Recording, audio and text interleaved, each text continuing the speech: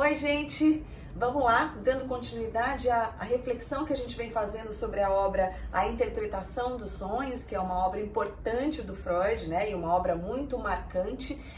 E vamos tentar entender tanto o modo como ele compreendia os sonhos, como as inovações que ele traz para a época, para a sua época, neste modo de compreensão, em relação aos estudos que vinham sendo feitos. Então vamos lá. Ele diz o seguinte, que o sonho, ele possui em si um conteúdo que é latente e um conteúdo manifesto. E o que é conteúdo latente e o que é conteúdo manifesto? O conteúdo manifesto é o que a gente consegue ver, é o que é visível para nós, é o que a gente lembra do sonho, é o que a gente consegue narrar. Então, quando a gente tem um sonho durante a noite, o que a gente lembra de manhã, a historinha que a gente narra, é o que ele chama de conteúdo manifesto, é o conteúdo que se mostra. E o conteúdo latente? O conteúdo latente é o que está escondido, é o que está por trás do conteúdo manifesto, é o sentido do sonho, é aquilo que a gente não consegue contar através da história, mas é o sentido que a história tem e que muitas vezes está camuflado, que a gente não percebe de cara, que a gente tem que refletir muito sobre ele ou, como diria o Freud, interpretar o sonho para a gente descobrir que sentido oculto que é esse.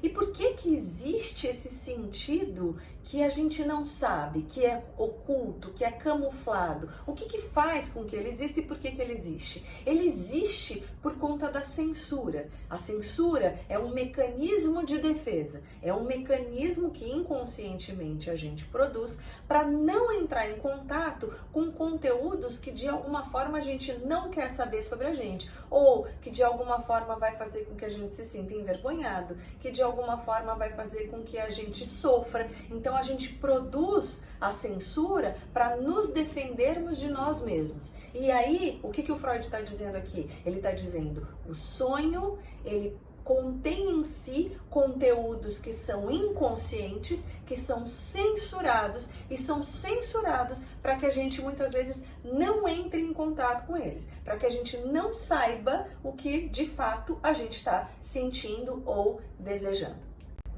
E é aí que ele vai dizer, sim, o sonho contém em si manifestações de desejos inconscientes e muitas vezes esses desejos a gente não quer ver. Então, a historinha que é contada no sonho, né, a narrativa do sonho, ela muitas vezes camufla, ela muda de posições, ela dá um jeito da gente não perceber esses conteúdos que são conteúdos desejantes e que talvez a gente não queira ver.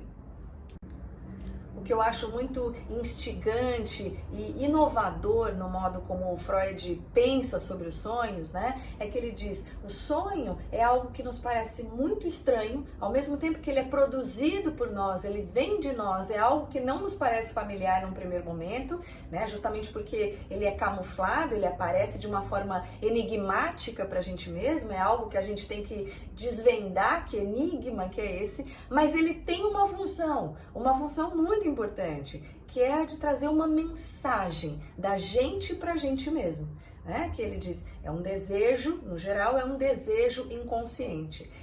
Então, o saber sobre os sonhos, o pensar sobre os sonhos, o não tratar o sonho como de uma forma banalizada, traz a chance pra gente, da gente se conhecer melhor. Oi, gente!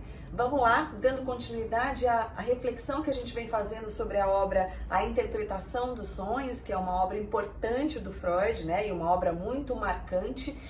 E vamos tentar entender, possui em si um conteúdo que é latente e um conteúdo manifesto. E o que é conteúdo latente e o que é conteúdo manifesto? Tanto o modo como ele compreendia os sonhos, como as inovações que ele traz para a época, para a sua época, neste modo de compreensão, em relação aos estudos que vinham sendo feitos.